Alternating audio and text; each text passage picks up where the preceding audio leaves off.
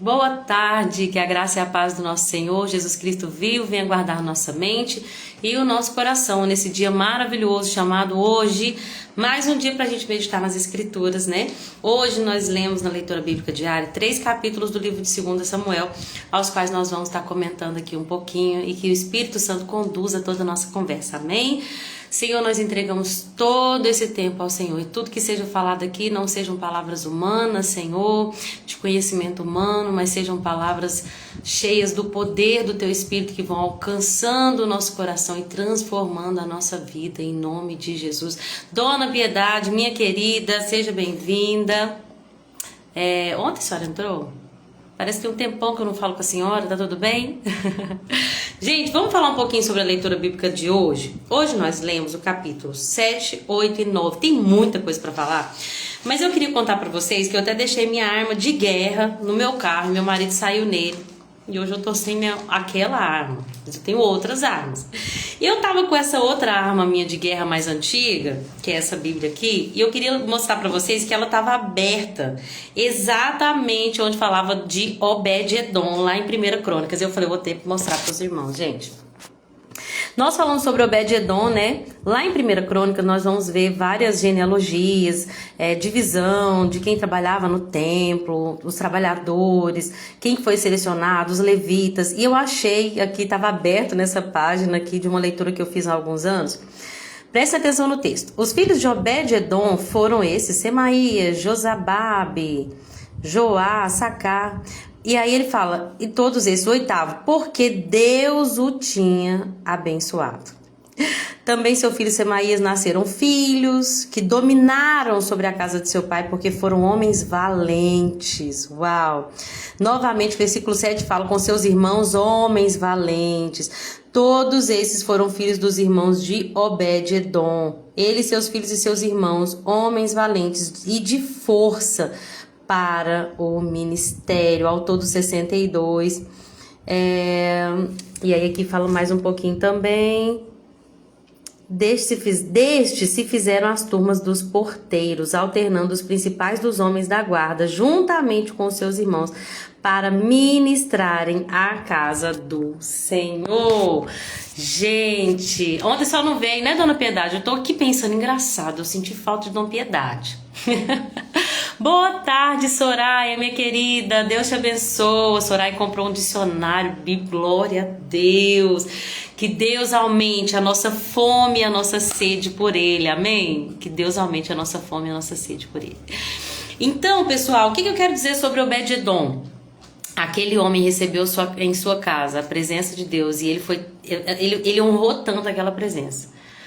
Enquanto ela estava ali durante 3 meses, e aquilo impactou toda a vida dele. Nós sabemos que a arca representa a presença, mas com certeza a presença de Deus continuou prosperando a casa de Obed-Edom, porque ele honrava aquela presença. Amém? Aqueles homens, eles se tornaram ali trabalhadores, ministros da casa do Senhor, eram prósperos, eram valentes, eram corajosos, porque honraram a presença. Eu precisava comentar sobre isso. Outra coisa que eu queria comentar é que eu vi hoje, terminei de ver a pregação de minha amiga Marquiane no domingo à noite, eu estava com as crianças, não tinha ouvido. E aí o Edmundo grava as pregações, eu acabei de ouvir e foi muito impactante. Ela falou sobre membros saudáveis do corpo, como cada membro tem sua função. Meu Deus, foi forte.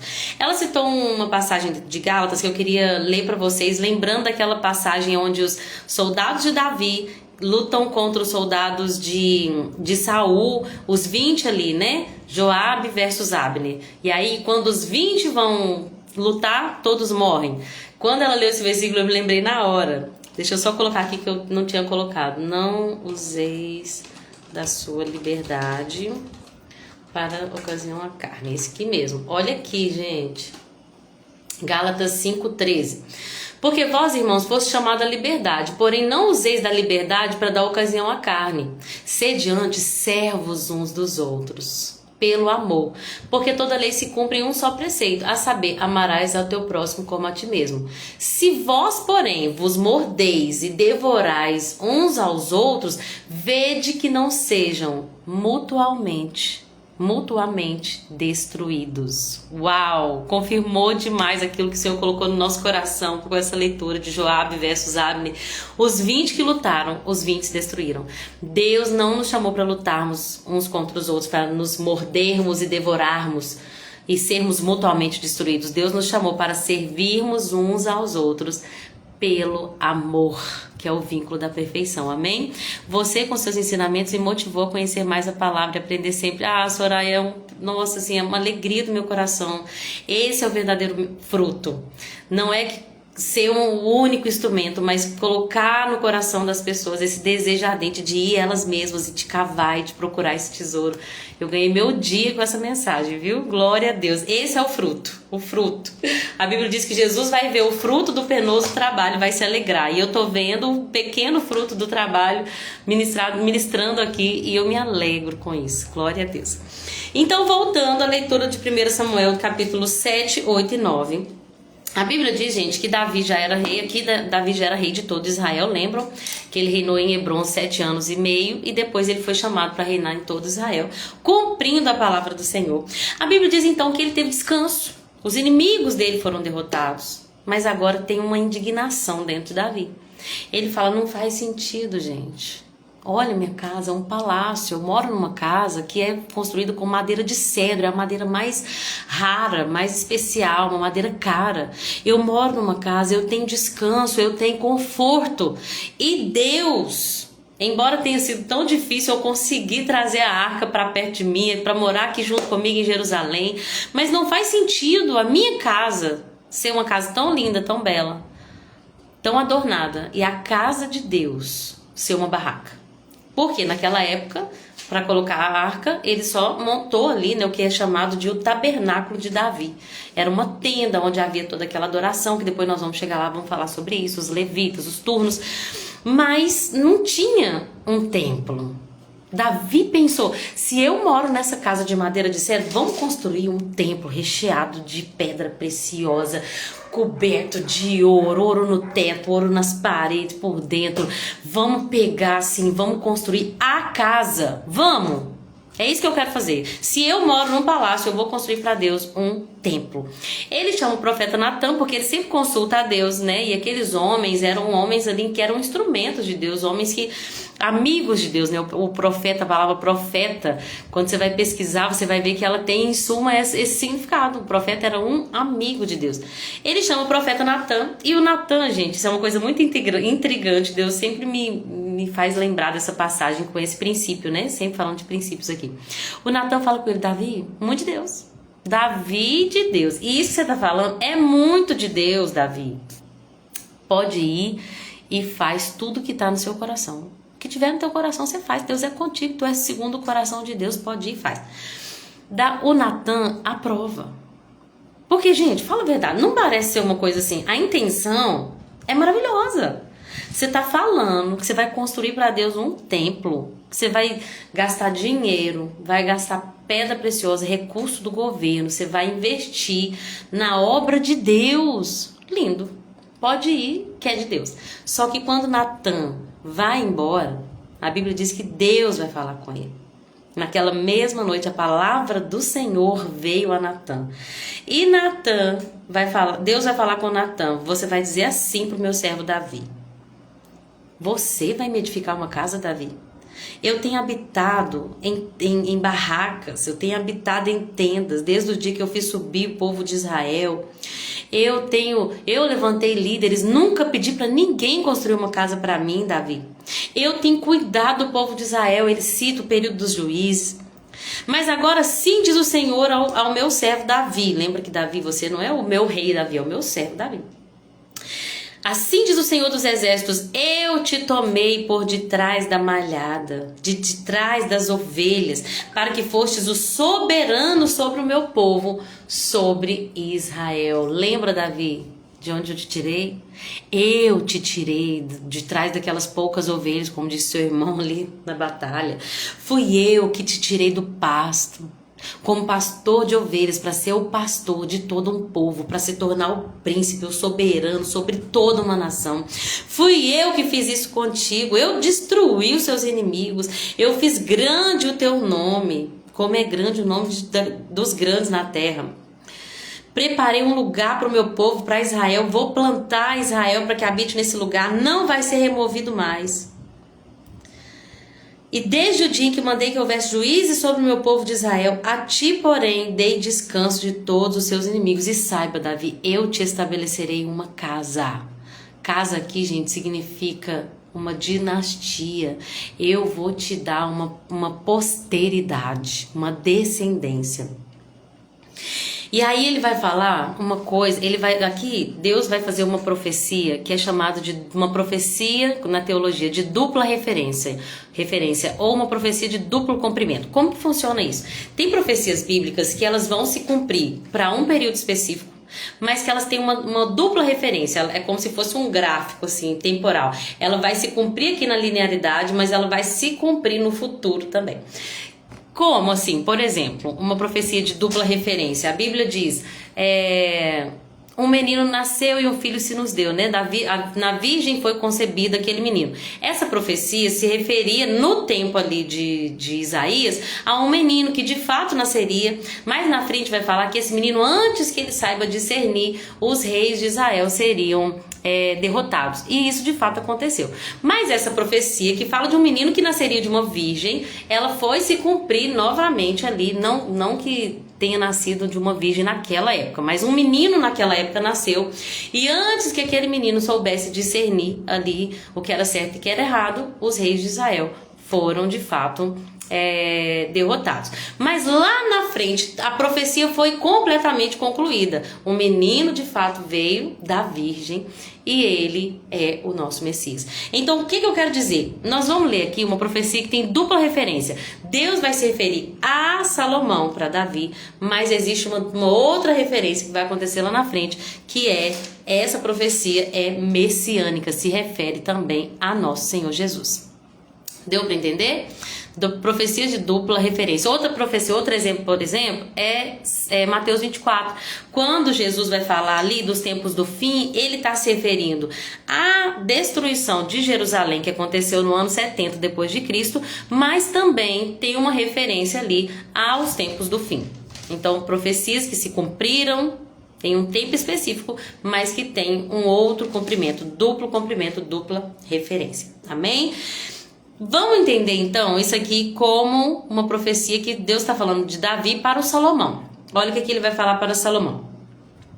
Quando os teus dias forem completos, Davi, e você vier dormir com seus pais, ou seja, quando você morrer, Davi, eu farei levantar depois de você um dentre a sua descendência, ou seja, um dos seus filhos, e ele sairá das tuas entranhas, ou seja, será de fato seu filho, e eu vou estabelecer o seu reino. Eu tô lendo uma versão mais tradicional, porque a minha arma de guerra desse ano tá no outro carro.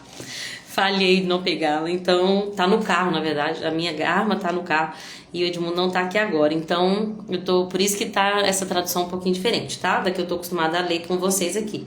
Mas olha o que ele fala. Esse que vai sair da sua descendência e das suas entranhas, eu vou estabelecer o meu reino sobre ele. Davi tinha vários filhos, lembra? Mas Deus está falando, o seu filho, dentre um desses filhos eu vou levantar um que vai ser o rei e eu vou estabelecer o reino dele. Este sim vai edificar uma casa no meu nome e vou confirmar o trono do reino dele para sempre. Eu lhe serei por pai e ele me será por filho. Se ele vier a transgredir, castigá-lo-ei com varas de homens, com açoite de filhos de homens. Mas a minha benignidade não se apartará dele, como a tirei de Saul, a quem tirei diante de ti. Porém, a tua casa e o teu reino serão firmados para sempre diante de ti, e o trono dele será firme para sempre. Então, vamos entender que Deus está falando aqui, primeiramente, primeiro cumprimento de profecia para Salomão. Salomão seria aquele que viria das entranhas de Davi, que seria escolhido por Deus para ser ali o descendente de Davi que herdaria o trono. O Salomão, a Bíblia diz, este sim vai construir uma casa para mim. Gente, agora eu quero falar algumas coisas aqui antes de falar dessa profecia como messiânica.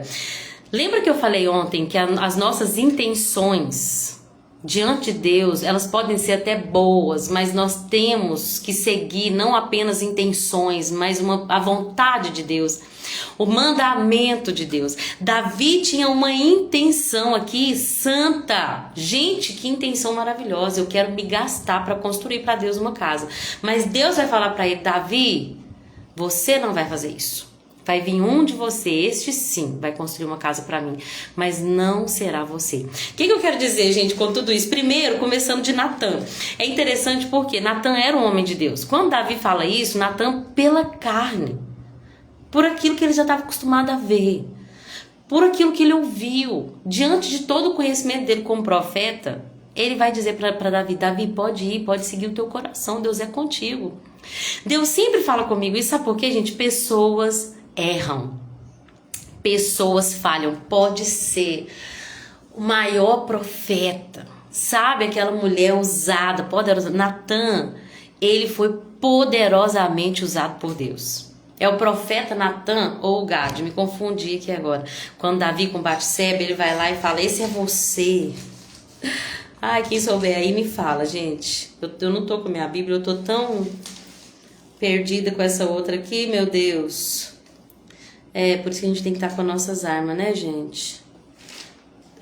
No caso de Davi com Batseba, quem que fala? É o Gade ou o Natan? Está em 2 Samuel 11. É amanhã, né? Nossa leitura de amanhã. Passando luto, Davi recolheu. Natan, isso mesmo. Natan foi o mesmo profeta que chegou ali e falou para Davi: Davi, vou te contar uma historinha de um homem que fez isso, isso, isso, isso. E Davi fala: nossa, que homem horroroso que fez isso. E Natan vai virar pra cara dele e falar assim: esse homem é você. O que eu quero dizer com tudo isso? Natan era homem de Deus, mas ele também falhou. Eu tô falando isso, gente, que nós tenhamos a nossa firme convicção, nossa fortaleza é o Senhor. Homens de Deus podem falhar, mas a resposta tem que vir do céu. Aquele homem falou com Davi por si: Davi, pode construir uma casa para Deus, faz o que está no teu coração. Mas Deus vai lá alertar ele, porque ele era homem de Deus. Então o próprio Deus vai falar com ele: Natan, não é essa a resposta que você devia ter dado. Vou te dar agora a resposta que você devia ter dado para Davi. Não vai ser você, Davi, que vai construir esse templo. Quem vai construir esse templo vai ser o seu filho, né? Nós vamos ver que Deus vai falar com Davi. Se eu não tiver lido aqui, vai ser repetido em outro livro, que fala que Davi tinha muito sangue nas mãos. O que eu quero dizer então, gente, com tudo isso? Lembra de ontem, Uzá pegando a arca? Ele pega a arca para salvar a arca. A intenção é ótima, mas não era do jeito de Deus. Deus, gente, não se move por nossas boas intenções. Nós nos movemos debaixo de uma palavra. Nós nos movemos obedecendo ao mandamento de Deus. Nós nos movemos não segundo a nossa vontade, mas segundo a vontade dele. Não importa se a nossa intenção é boa ou não. Nós temos que obedecer, né? A Marquiane tá aqui, minha amiga. Seja bem-vinda, Mark. Vanilda entrou também, a Grazi, a Rose. Gente, é um prazer ter vocês aqui comigo. Coloca aí quando vocês sentirem no coração para poder me edificar também, tá bom? Gente, a Mark gosta muito desse texto, que Noé fez tudo exatamente do jeito que Deus mandou. Essa palavra, ela me dá assim, um temor no meu coração, que às vezes a gente faz as coisas e fala assim: eu tava fazendo era pra ti. Eu tava fazendo era pra ti, por que não tá dando certo? Deus tá falando: mas você tá fazendo pra mim, mas não é a minha vontade. Você pode estar até fazendo com boas intenções, mas se você estiver fora da minha vontade, você estará em um lugar de risco, de perigo, de desobediência, de pecado. Sabe o que significa a palavra pecado? Errar o alvo. Pecar significa errar o alvo. Então tudo que a gente faz onde a gente está errando o alvo é um pecado. Então se o nosso alvo é Cristo e Jesus é a palavra, é a verdade, se nós não estamos debaixo de uma palavra de Cristo, nós estamos em pecado. E aí, Natan vai lá, se conserta, né? Ô Davi, aquilo que eu falei com você, deixa eu te falar o que é, na verdade, que você tem que fazer. E agora, ele vai falar para Davi: Davi, esse seu filho, ele vai ser um descendente, eu vou estabelecer casa, ele sim vai vai fazer uma casa para mim. E eu acho interessante que fala assim, ó, eu vou ser como o pai dele, e ele me será por filho. Se ele vier a transgredir, castigá-lo-ei com vara de homens. Sabe o que eu tava lendo na Bíblia Strong e eu queria comentar com vocês isso que eu achei tão interessante? Deus não nos exime por nós sermos filhos de uma disciplina. Oi, Patrícia, seja bem-vinda, minha querida. Saudade de ter você por aqui conosco. Gente, ele pode ser rei. Deus está falando com Davi, seu filho, ele pode ser o rei, mas eu vou tratá-lo como meu filho. E se ele falhar, eu vou discipliná-lo. Nós somos filhos. Às vezes a gente pensa assim, não, nós é filho de Deus, né? Não, também sou filho de Deus. Quem nunca ouviu isso? Não, também. Ontem eu vi um moço falando assim que ele tem diabetes, ele não podia comer açúcar. Mas ele recebeu uma tentação, um pudim. E ele falou assim, mas eu sou filho de Deus, né? Ninguém é super-homem. Então, às vezes, a gente tá com essa ideia de que porque nós somos filhos de Deus, nós não seremos disciplinados, mas nós seremos.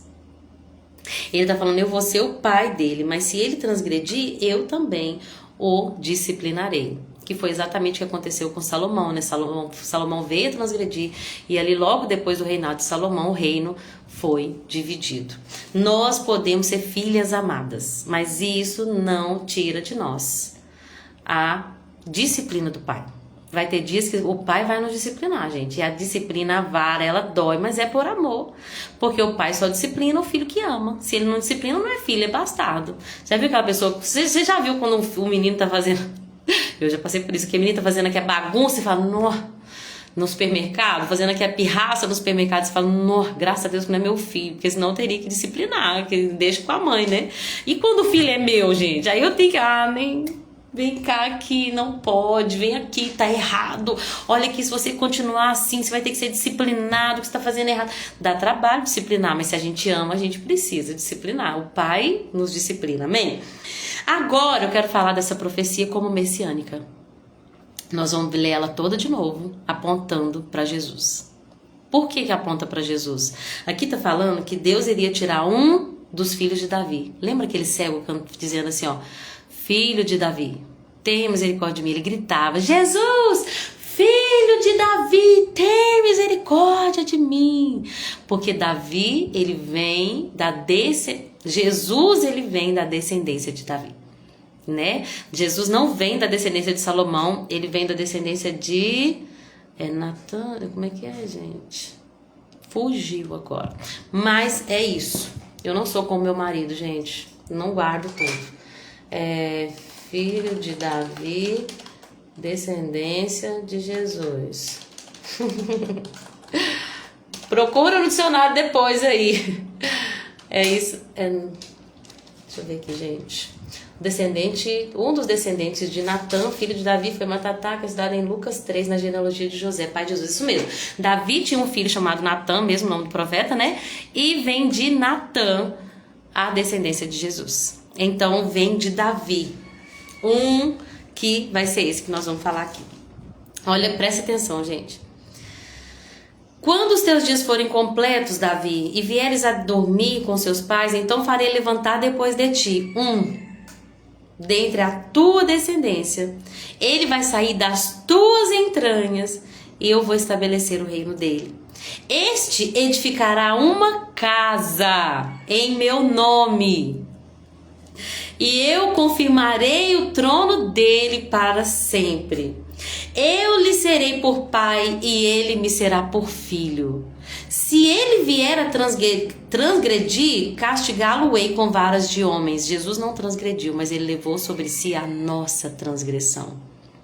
O nosso pecado estava sobre ele. E ele foi castigado com vara de homens, com açoites de filhos de homens.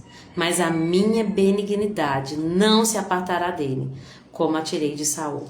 Porém a sua casa e o seu reino serão firmados para sempre, e o teu trono será firme para sempre. Profecia de duplo cumprimento, Salomão. E mais à frente, totalmente completa no nosso Senhor Jesus. Ele é aquele que vai se assentar no trono de Davi. E o reino dele será estabelecido para sempre. Essa é a nossa esperança, irmãos. Nossa esperança em Cristo não pode estar só nessa terra. A Bíblia diz que se nós esperarmos em Cristo só nessa terra, nós somos os mais miseráveis de todos os homens. A nossa esperança é no reino vindouro, onde Jesus vai se assentar no trono de Davi, em Jerusalém. Vai reinar com o cetro de justiça e nós reinaremos com ele. Vai ser um reino de paz, de igualdade. Essa deve ser a nossa esperança, o cumprimento dessa palavra. E ele já está às portas para vir em segunda vinda, para arrebatar a igreja, para depois, aí sim, ele pisar na terra de novo e ser o nosso rei eternamente. Amém? Mas nós já vivemos o rei, assim, céu na terra. Nós já podemos dizer, venha o teu reino. É isso que a palavra diz. Quando nós oramos o Pai Nosso, que seja feita a tua, venha a nós o teu reino, que seja feita a tua vontade, né? Ontem a missionária Viviane pregou maravilhosamente sobre o Pai Nosso. Nós estamos dizendo assim, olha, eu já quero que do jeito que o Senhor faz no céu, o Senhor faça na terra. Eu já quero aqui ser uma expressão daquilo que vai acontecer no futuro. Que a minha casa já seja um espelho daquilo que vai acontecer no futuro, onde o Senhor reina sobre nós. Amém? E aí, gente, nós vamos ver que Davi, ele vai, quando Natan vai embora, ele vai perante o Senhor. E ele vai buscar a presença do Senhor e ele vai falar assim para Deus, quem sou eu e qual é a minha casa? Direto eu falo essa expressão, às vezes Deus fala umas coisas comigo e eu falo, quem sou eu e qual é a minha casa? Para o Senhor escolher fazer essas coisas em minha vida, através da minha vida, e isso da mesma forma como você também está assistindo essa live. Quem sou eu e qual é a minha casa para que tenha me trazido até aqui? E aí ele vai falar de muitas coisas, ele vai falar, o Senhor me conhece, por causa da tua palavra fizeste toda essa grandeza, portanto tu és grande, não há outro semelhante a ti, não há Deus senão somente o Senhor. E aí ele vai falar de Israel, de como Deus confirmou ele como rei. Agora tem uma coisa que eu queria falar com vocês, que Deus falou no meu coração enquanto eu li esse texto, que fala assim, isso era a oração de Davi, agora pois, Senhor Deus, ó Senhor Deus, essa palavra que falastes acerca do teu servo, confirme para sempre, faz como o Senhor falou. Eu vou pesquisar essa em outra tradução, 7:25, 2 Samuel 7:25, vamos para a NVT, saudade da minha NVT, meu Deus. Faz como prometeste ao meu respeito e da minha família, confirma-o como uma promessa que durará para sempre. Deixa eu explicar para vocês um princípio que Deus tem me ensinado, Deus me ensinou há algum tempo, que eu queria compartilhar com vocês. Eu li aquele livro A Recompensa da Honra e eu fiquei maravilhada com esse princípio que precisa acontecer em nossas vidas. Davi recebeu uma palavra, mas quando ele recebeu aquela palavra, ele orou aquilo que ele ouviu. Ele orou o que ele ouviu. O Senhor falou que confirmaria o meu trono para sempre. Faz conforme o Senhor falou. O Senhor falou que abençoaria minha descendência. E no versículo 9 ele fala assim, ó, então agora abençoa a casa do teu servo, para permanecer para sempre diante de ti. Com a tua bênção será sempre bendita a casa do teu servo. Ele começa a repetir aquilo que ele ouviu. Existe aqui, gente, um princípio que é poderoso no reino espiritual que nós todos temos que viver. Que é, uma vez que você recebeu a palavra de Deus, você declara essa palavra. Lá em Jeremias, no capítulo 1, deixa eu abrir aqui que eu deixei salvo lá. Eu deixei salvo. Olha como é que as nossas palavras muitas das vezes estão ficando cada vez mais cheias de tecnologia, né? Lá em Jeremias, gente, ou é Isaías, estava marcado aqui, o que aconteceu, meu Deus? Achei. É Isaías.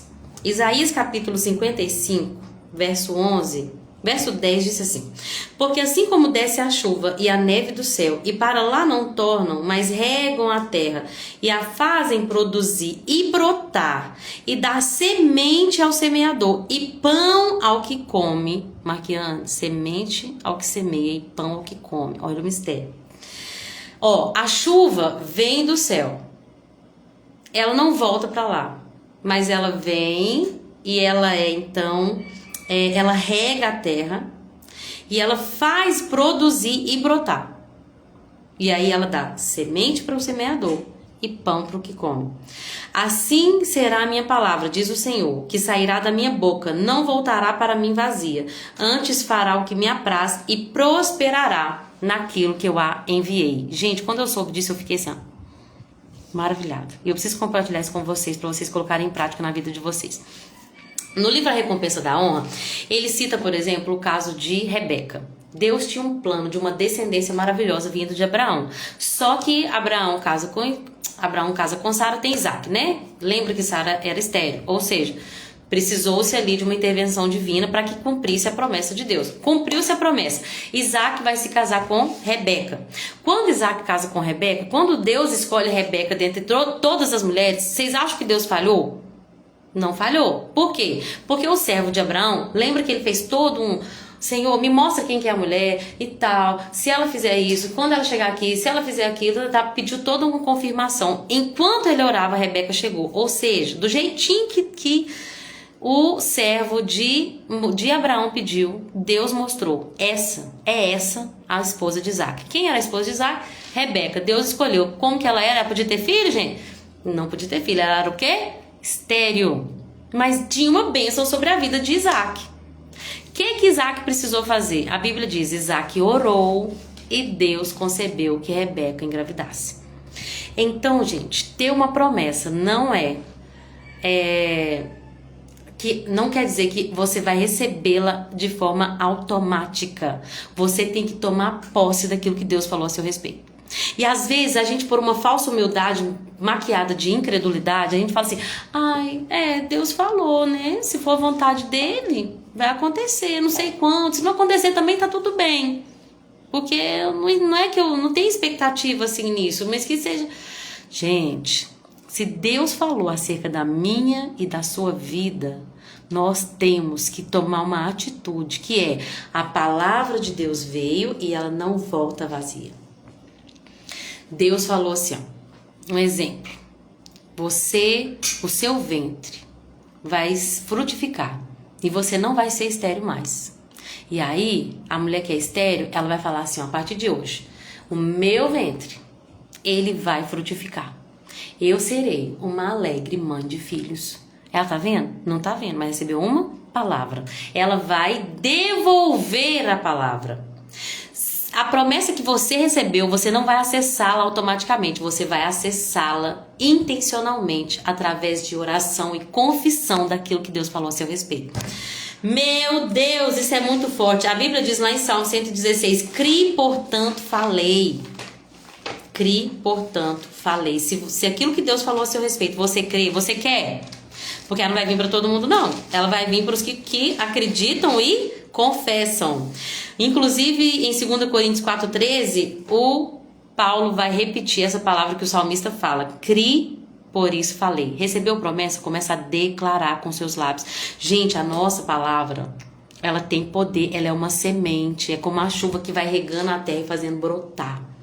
O que nós dizemos sobre os nossos filhos, o que dizemos sobre o nosso marido, o que dizemos sobre a nossa vida, o que dizemos sobre o nosso ministério, o que dizemos sobre as nossas finanças, o que dizemos sobre a Igreja de Cristo em Pará de Minas, o que dizemos sobre a vontade de Deus, tudo o que dizemos. A minha palavra é viva. Jesus falou, a minha palavra é viva. Então, quando nós declaramos a palavra de Deus, ela começa a brotar. Nós precisamos ter esse passo de fé. Deus falou para Davi, é isso que eu vou fazer com você. Davi pega e fala assim, se é isso que o Senhor falou, o Senhor faz isso, isso e isso. Deixa eu ler essa tradução aqui de 2 Samuel 7. Ai, Jesus, versículo 25, esse é muito lindo, gente. As coisas espirituais, só o espiritual pode discernir, nós temos que andar nesse lugar, sabe? Sair do lugar de carnalidade e entrar num lugar onde as coisas espirituais, elas são invisíveis. A gente tem que começar a lutar com almas espirituais. Ah, mas o médico deu esse diagnóstico, mas tá bom. Não, meu Deus, segundo a tua palavra, há de curar. Porque ele disse, eu sou o Deus que te sara. Sabe, começar a declarar. E agora, ó Senhor Deus, sou teu servo, faz o que prometeste a respeito da minha família. Deus já não falou? Agora ele repete.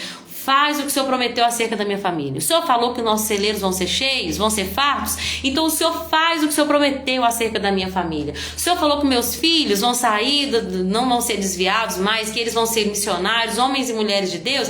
Faz o que o Senhor falou a respeito da minha família. E se Deus não tiver te dado uma palavra específica, personalizada, pega a Bíblia e começa a declarar ela. Gente, olha, minha arma de guerra tá só a capa. Tá sem a capa, na verdade.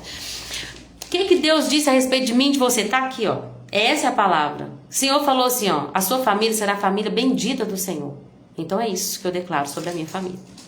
O Senhor falou que minha família vai ser bendita do Senhor, então eu declaro que a minha família vai ser bendita do Senhor. Declara que nós vamos ganhar guerras espirituais com a confissão da nossa boca. E olha o que ele diga, que a dinastia de Davi, o teu servo, permaneça diante de ti para sempre. Não era isso que Deus falou? Davi está repetindo. Ó Senhor dos exércitos, tive a coragem de fazer-te essa oração, porque revelaste tudo isso ao teu servo.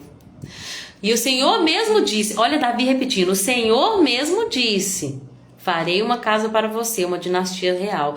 Pois tu és Deus, ó soberano Senhor. Tuas palavras são verdadeiras e tu prometeste essas coisas boas a teu servo. Agora que seja do teu agrado abençoar a casa do teu servo, para que ela permaneça para sempre diante de ti. Pois tu falastes ao soberano Senhor, e quando concedes uma bênção, é uma bênção para sempre. Nós vamos começar a falar, porque o Senhor falou.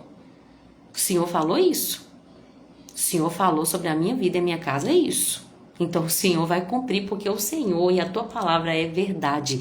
Isso não é, gente, não é que nós estamos desrespeitando a Deus. Nós estamos pegando a palavra que Ele falou e fazendo com que ela não volte vazia. É uma atitude de fé. Amém?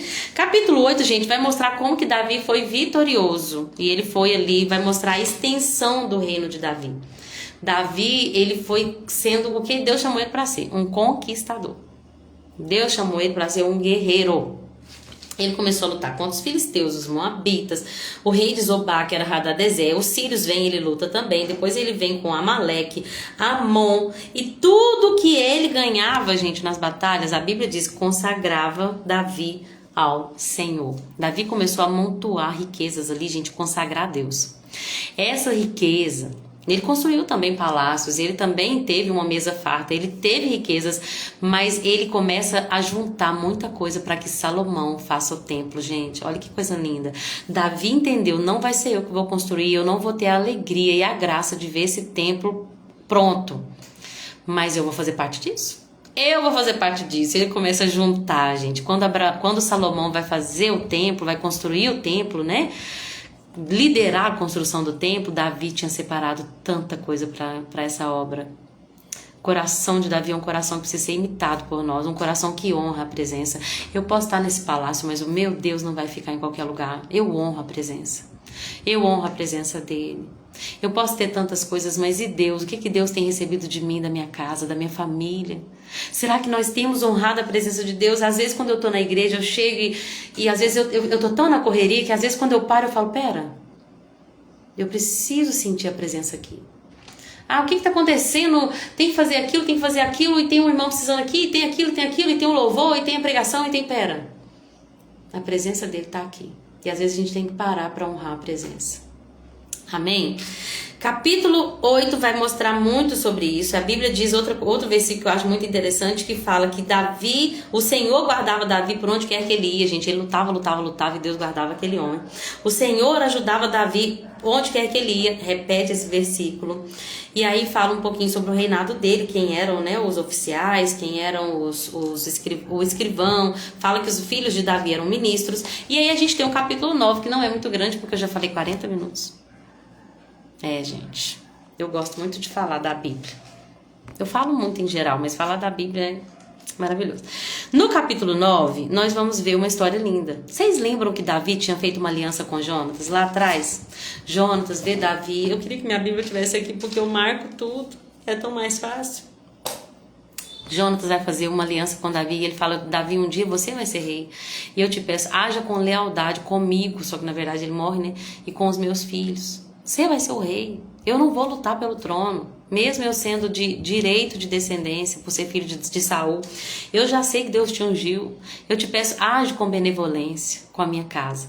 E aí Davi, gente, estava descansado dos seus inimigos. Até que ele fala, como que eu posso ajudar a família de Saul?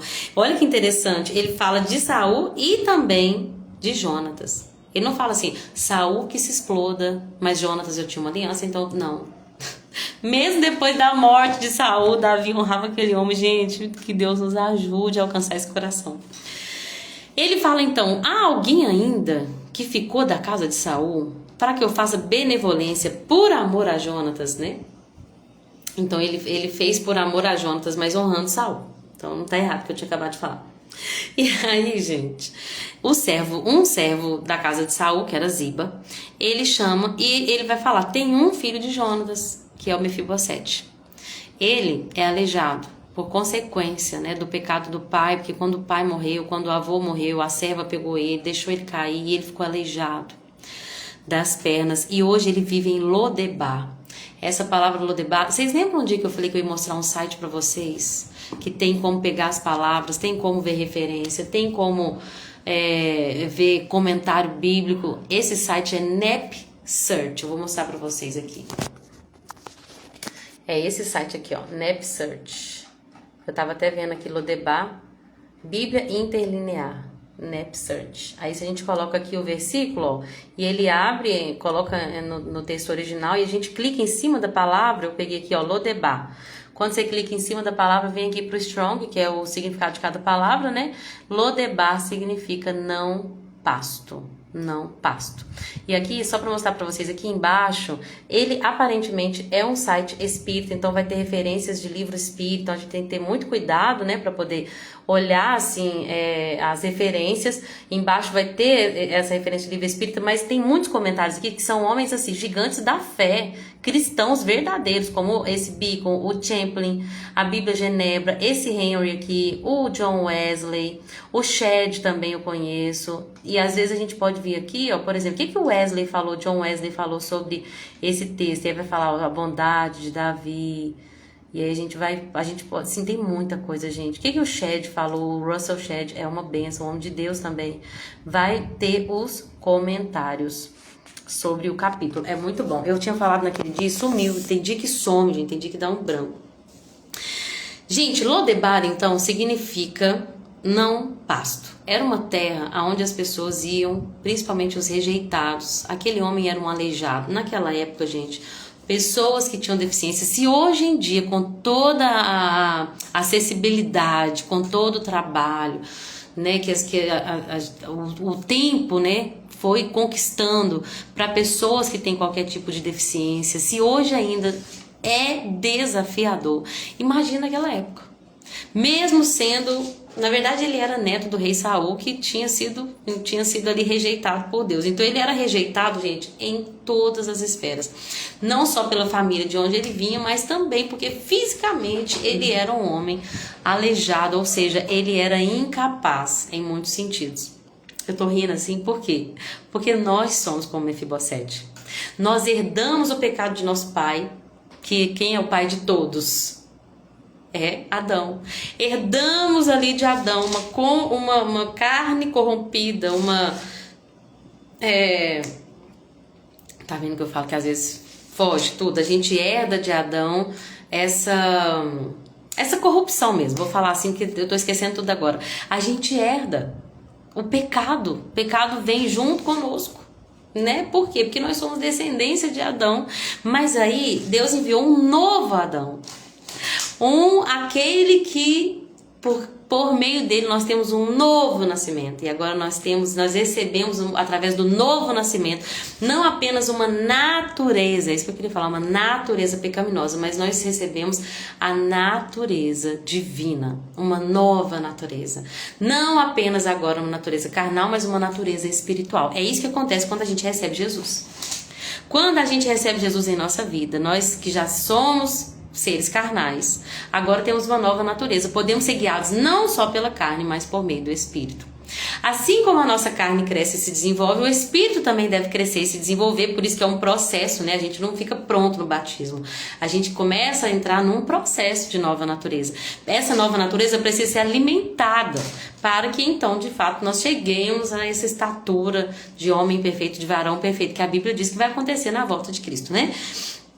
Nessa santificação final. Mas antes desse novo nascimento, gente, nós éramos rejeitados. Por causa do pecado de Adão, nós recebemos essa herança. E esse Mefibosete recebeu a herança do avô, porque foi no dia que o avô morreu, que a serva teve que sair correndo, que ele foi então aleijado das pernas. Mas não estava no fim de Mefibosete. Aquele não era o fim de Mefibosete, porque existe um rei que é poderoso. representado por Davi aqui. Ele não é só poderoso, mas ele é misericordioso, gente. Davi mostra aqui no reinado dele que é um reinado de juízo, é um reinado de integridade, é um reinado de poder, mas é um reinado de misericórdia. E aí, Davi está representando Jesus e nós somos esse Mefibosete. Aleijado das pernas, não conseguimos andar com as nossas próprias pernas, não conseguimos chegar onde Deus tem para nós chegar. O caminho de Deus nós não conseguimos andar com as nossas próprias pernas. Por quê? Porque nós recebemos a herança do pecado do nosso pai. Mas a benevolência do filho de Davi nos alcança para que nós, assim como Davi falou assim, olha, você se sente um cão morto, você se sente aqui, ele se humilhou, fala, eu sou teu servo, eu sou só um cão morto, mas Davi vai falar com ele assim, ó, eu vou restituir as terras que Saul, seu pai, vou te restituir todas as terras de Saul. E você vai comer pão à minha mesa. Meu Deus! Aí repete várias vezes, gente. No versículo 10 fala de novo, olha, você não vai morar mais em Lodebar, você vai morar em Jerusalém. Mefibosete, filho do teu senhor, falando com Ziba agora, você e os teus servos vão trabalhar para ele. Mas ele, o filho do teu senhor, sempre comerá pão à minha mesa. E depois fala de novo, olha, quanto a Mefibosete, disse o rei, comerá à minha mesa como um dos filhos do rei. Mefibosete sai de Lodebar, esse lugar de não pasto, né? Deixa eu confirmar aqui. Lodebar significa não pasto. E sabe o que é interessante? Que pasto é aonde o quê? É aonde a gente leva a ovelha, né? Então Davi é o grande pastor. Esse homem estava fora do pasto. Ele não tinha acesso ao alimento, que é o pão. Meu Deus! E aí Davi fala, você vai sair desse lugar que é não pasto e vai vir para Jerusalém. E aqui em Jerusalém, eu vou pegar a palavra aqui também, tem a ver com paz. Eu tinha olhado ela aqui. Capítulo completo. Jerusalém, no último versículo. Morava, pois, Mefibosete em Jerusalém, porquanto comia sempre à mesa do rei e coxo de ambos os pés. Jerusalém significa ensino de paz. Ele saiu de um lugar onde não tinha pasto para um lugar de paz, para comer pão com o rei. Gente, o que isso significa para eu poder terminar? Deus nos tirou, nos livrou da sentença de culpa que nós tínhamos por causa do nosso pecado, por causa da linhagem, por causa da natureza que nós herdamos de Adão. E Ele vai falar conosco assim, olha, eu vou agir de benevolência com você. Você vai se sentar à mesa comigo, você vai ser tratado como filho do rei. E agora, mesmo você não conseguindo andar com suas próprias pernas... Você vai ter a benevolência do rei para sentar à mesa e receber pão todo dia. Gente, quem é o pão que desce do céu? Jesus é o pão que desce do céu. Jesus é o maná. Jesus é o nosso alimento. Antes nós éramos ali escravos. Antes nós éramos rejeitados como Mefibosete. Mas agora, através de Jesus, nós recebemos o poder de sermos feitos filhos de Deus. E o filho, gente, come com o pai. O filho senta à mesa do pai. O filho participa do banquete do pai. E não é nada menos do que isso que nós queremos e nós vamos participar na nossa vida. Nós vamos participar da mesa. Amém? Meu Deus, isso é muito forte, é muito profundo. O Espírito Santo vai revelar isso ao seu coração. Assim como ele revelou ao meu, né? E... muitas pessoas também já têm esse entendimento, mas a revelação ela é tão progressiva que às vezes a gente está deitado e vai entender.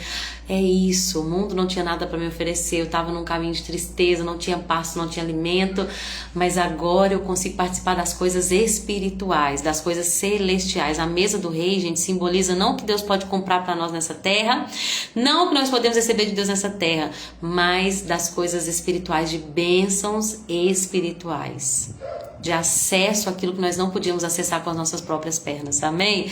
É isso que eu queria falar, gente, na live de hoje, muito forte, né?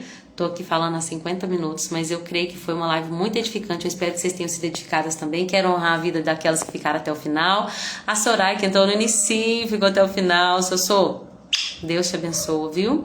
É um prazer participar desse processo seu de crescimento. Um prazer. Pati, minha querida, ficou também até o final. Que Deus abençoe você e sua casa. Irmã Rose, beijo. Deus te abençoe, você e sua família linda. A Grazi também, Grazi, Deus te abençoe, viu? Nossa, é um prazer ter você aqui conosco. Que Deus abençoe você e sua casa também. Vanilda, beijo e até a próxima. Saudade de vocês. E Dona Piedade também, que entrou no primeiro minuto. Minha companheira. Todas vocês são minhas companheiras. Obrigada por tudo, gente. Deus abençoe poderosamente. Até amanhã, se assim Jesus permitir. Amém? Tchau, com Deus.